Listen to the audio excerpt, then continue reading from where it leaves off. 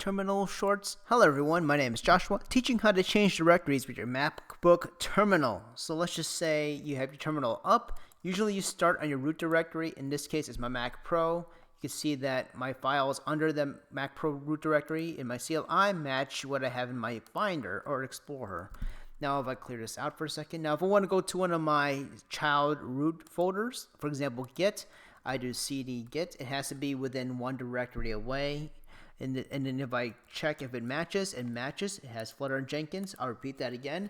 Since it can only go to that folder, I could go to cd Flutter Jenkins. It's the only folder available. It should match. It should have nothing. It has nothing.